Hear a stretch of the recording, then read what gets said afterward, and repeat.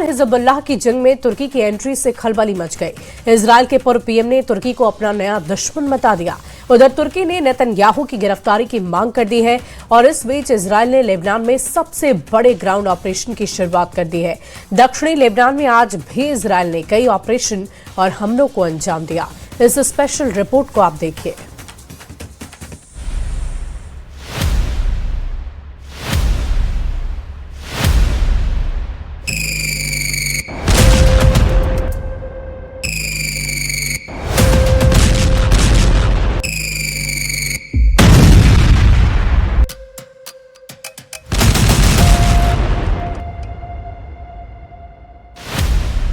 Iran के बाद तुर्की Israel का अगला टारगेट।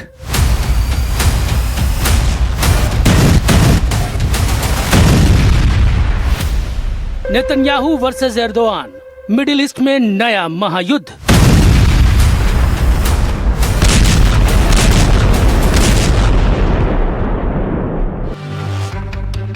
खाड़ी में जंग का तूफान थमा भी नहीं कि नया बवंडर खड़ा हो गया है।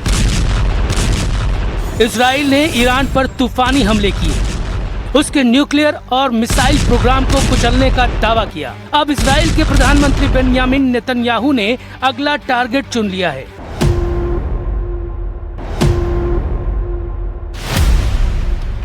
तुर्की के राष्ट्रपति एर्दोआन को नया दुश्मन क्यों बता रहे हैं नेतन्याहू? नेतन्याहू को 5000 साल तक जेल में क्यों रखना चाहते हैं एर्दोआन? הם נלחמים כרגע על הישרדותם.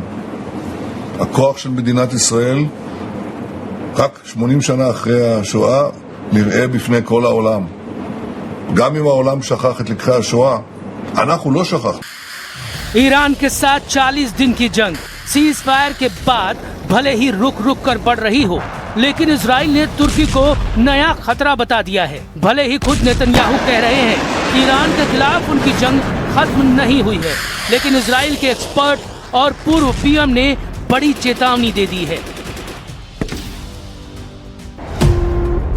एक शातिर और खतरनाक दुश्मन जो इजराइल को घेरना चाहता है। हमें अलग अलग तरीकों से लेकिन एक साथ तेहरान और अंकारा से पैदा हुई दुश्मनी के खिलाफ एक्शन लेना होगा।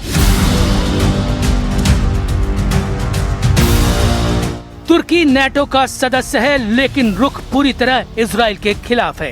एर्दोआन खुलकर कह चुके हैं इजराइल इलाके में खलबली मचा रहा है और अस्थिरता फैला रहा है, जबकि कई रिपोर्ट्स में ये दावा किया गया है कि इजराइल के लिए एर्दोआन सबसे खतरनाक नेता है।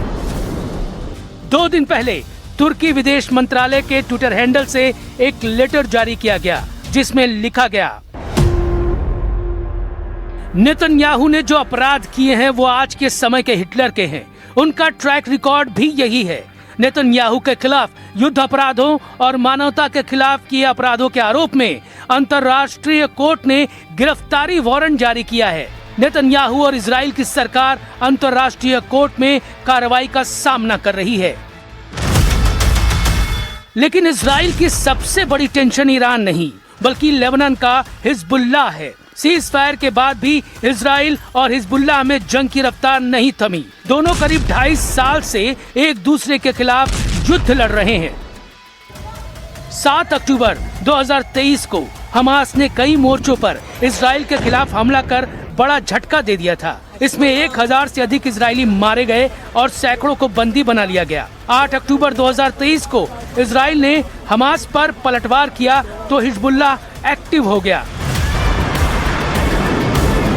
हिजबुल्लाह ने इजरायली बॉर्डर को रॉकेट हमलों से धुआं कर दिया और तब से हिजबुल्लाह और इजराइल के बीच जंग छिड़ी हुई है। करीब 2.5 सालों से इजराइल हिजबुल्लाह को बॉर्डर से पीछे धकेलने में लगा है। הייתי אי שם בלבנון, ברצועת הביטחון עם כוחותינו, עם חיילי המילואים הנפלאים שלנו, עם המפקדים הנועזים. הם עושים שם עבודה מדהימה, ברוח איתנה, בנחישות גדולה, בהצלחות גדולות שכמובן צריך להכיר בהם. הדבר הראשון, अमेरिका ने सीज फायर करवाया, लेकिन इजराइल इसके खिलाफ था। इजराइल के अंदर ही सवाल उठने लगे, क्या इजराइल का ऑपरेशन नाकाम साबित हुआ? लंबी जंग लड़ने के बाद भी ईरान खत्म नहीं हुआ। हिजबुल्लाह अब भी एक्टिव है, ऊपर से नया मोर्चा खुल गया है। अगर तुर्की और इजराइल आमने सामने आए तो ये सिर्फ दो देशों की लड़ाई नहीं होगी, नेटो बनाम मिडिल ईस्ट की जंग शुरू हो जाएगी। मुस्लिम दुनिया और इजराइल के बीच जंग का नया मोर्चा खुल जाएगा और एक नया लेकिन बड़ा युद्ध संकट शुरू हो जाएगा। तुर्की पहले ही चेतावनी दे चुका है और अपने इलाके में सैन्य तैयारी बढ़ा रहा है। इजराइल और तुर्की के बीच जंग का मतलब है multi front war. Gaza, Lebanon, Syria होते हुए भूमध्य सागर तक जंग पहुंच जाएगी। तुर्की नेटो का सदस्य है तो इस जंग में नेटो भी उलझ जाएगा। इजराइल इस जंग को परमाणु हमले तक ले जा सकता है।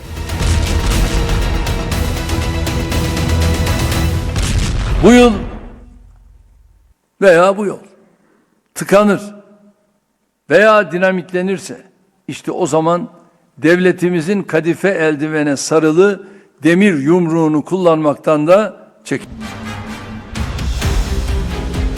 मार्च 2026 से लेबनान में इजराइल ने नई जंग की शुरुआत की। इजराइल ने साउथ लेबनान में ग्राउंड ऑपरेशन और एयर स्ट्राइक्स तेज कर दिए। हिजबुल्लाह ने उत्तर इजराइल पर रॉकेट बरसाए, यहाँ तक कि पुराने चर्च तक को निशाना बनाया गया। इजराइल ने कसम खाई कि वो अब हिजबुल्लाह के खिलाफ तब तक जंग लड़ेगा जब तक उनके पूरे हथियार खत्म न कर दे।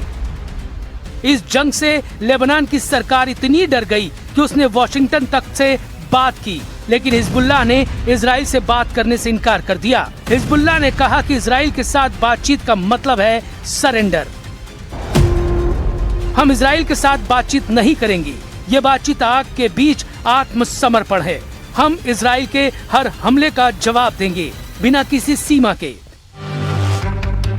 इसके बाद इजराइल ने हिजबुल्लाह चीफ नईम काज़मी को अपना सबसे बड़ा टारगेट बना लिया। इजराइल कह रहा है ये गाजा मॉडल नहीं है, बल्कि हिजबुल्लाह को पूरी तरह खत्म करने का ऑपरेशन है।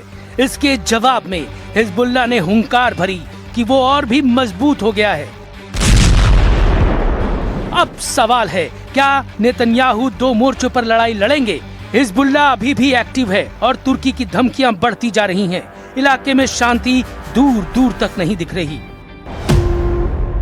हिजबुल्लाह गुरिल्ला वॉर और रॉकेट हमलों में माहिर है। हिजबुल्लाह से निपटने के लिए इजराइल को रॉकेट लॉन्च पैड को सबसे पहले खत्म करना होगा। इस स्पेशल फोर्सेस से टारगेटेड ऑपरेशन शुरू करना होगा, लेकिन तुर्की से उसकी लड़ाई आसान नहीं होगी। उसके पास बड़ी सेना है, नौसेना के साथ ड्रोन का जखीरा है। तुर्की से डायरेक्ट ग्राउंड वॉर करना इजराइल के लिए आसान नहीं होगा। हालांकि इजराइल फाइटर और साइबर वॉर के सहारे तुर्की के खिलाफ जंग बढ़ा सकता है। तो क्या ईरान सिर्फ शुरुआत था? क्या नेतन्याहू अब नया मोर्चा खोलने जा रहे हैं? क्या एर्दोआन अगला बड़ा खिलाड़ी बन चुके हैं? क्या दुनिया एक और बड़े युद्ध की तरफ आगे बढ़ रही है? लेकिन सबसे बड़ा सवाल अब है, क्या नेतन्याहू जानबूझकर जंग का दायरा बढ़ा रहे हैं? क्या एर्दोआन खुद को मुस्लिम दुनिया का नया लीडर साबित करना चाहते हैं? और क्या हिजबुल्लाह इस पूरे खेल का सबसे खतरनाक मोहरा है? लेकिन इस पूरी जंग में एक और खतरनाक परत छुपी हुई है। ये सिर्फ इजराइल बनाम हिजबुल्लाह या इजराइल बनाम तुर्की की लड़ाई नहीं है, बल्कि ये बनती जा रही है पूरे मिडिल ईस्ट की एक नई जंग।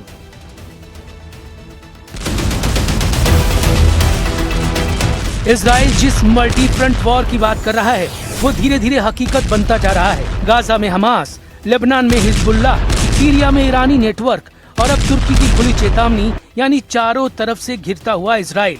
ईरान से शुरू हुई ये जंग अब तुर्की, लेबनान और पूरे मिडिल ईस्ट को निगलने की तरफ बढ़ रही है। और सवाल सिर्फ ये नहीं कि अगला निशाना कौन है, सवाल ये है क्या दुनिया इतनी बड़ी जंग के लिए तैयार भी है? क्योंकि इसके आगे का युद्ध सिर्फ परमाणु